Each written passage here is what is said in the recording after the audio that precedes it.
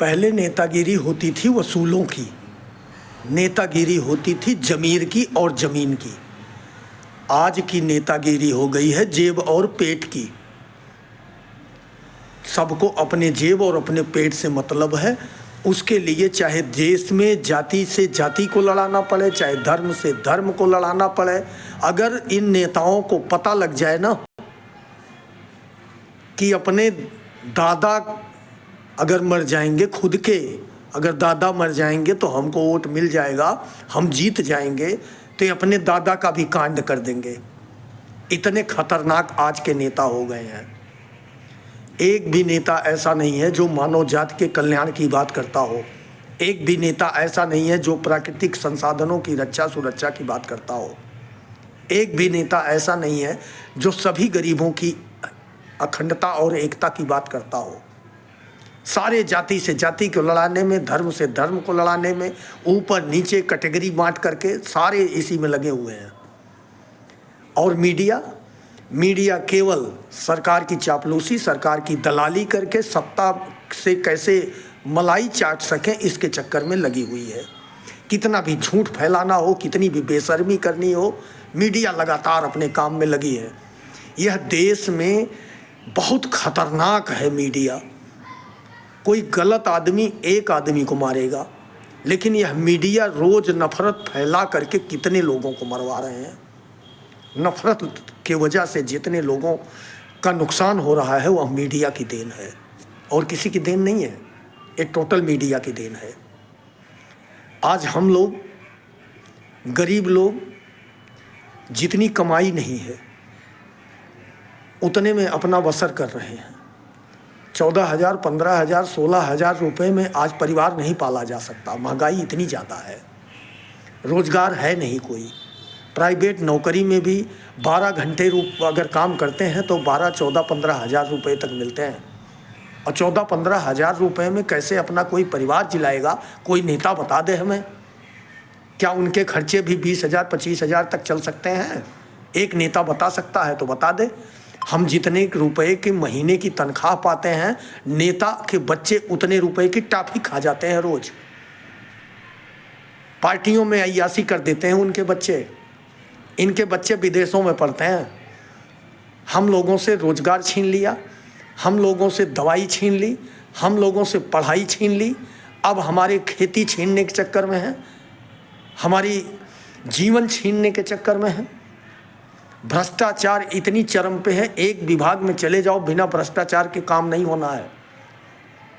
जो अधिकारी, जो कर्मचारी 1 लाख रुपए और 80,000 रुपये महीने तनख्वाह पा रहा है, वो हम 2-5 हज़ार रुपये कमाने वाले से घूस लेता है।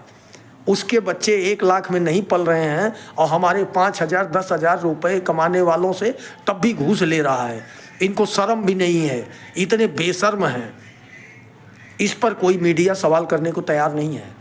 प्राकृतिक संसाधन जितने भी हैं, चाहे पेड़ हो, पहाड़ हो, नदी हो, नाले हो, सबको लूटा जा रहा है, तहस नहस किया जा रहा है। एक भी मीडिया इस पर सवाल करने को तैयार नहीं है। अभी कुछ दिन पहले किसानों को खाद नहीं मिली, जबकि पूरे उत्तर प्रदेश में, पूरे मध्य प्रदेश में, पूरे राजस्थान में या पूरे देश में राज्य से लेके केंद्र तक मंत्री बने पड़े हैं कृषि विभाग के, और ब्लॉक से लेकर के केंद्र सरकार तक अधिकारी और कर्मचारी बैठे हैं। ये करते क्या हैं?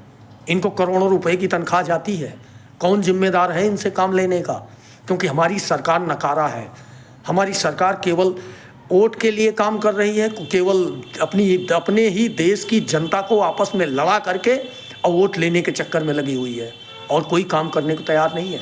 जनता मर जाए तो आज मर जाए। क्या हुआ? कुंभ में लोग मर गए। धर्म की बात ये करते हैं, किस धर्म के लोग थे? भोले बाबा की भगदड़ में लोग मर गए, किस धर्म के लोग थे? दिल्ली रेलवे स्टेशन पे लोग मर गए, किस धर्म के लोग थे?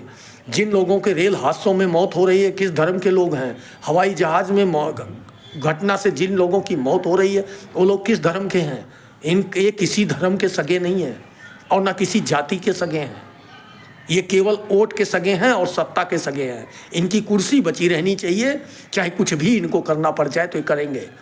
आज तक पुलवामा का कोई जांच नहीं हुआ, कोई गिरफ्तारी नहीं हुई। आज तक पहलगाम में ये नहीं पता लग पाया कि कैसे क्या हुआ। आज तक लाल किले का षड्यंत्रकर्ता गिरफ्तार नहीं हुआ। पूरी पठानकोट में क्या हुआ आप लोगों ने देखा। ये लोग किसी के सगे नहीं है, ना इनको देश से लेना देना है।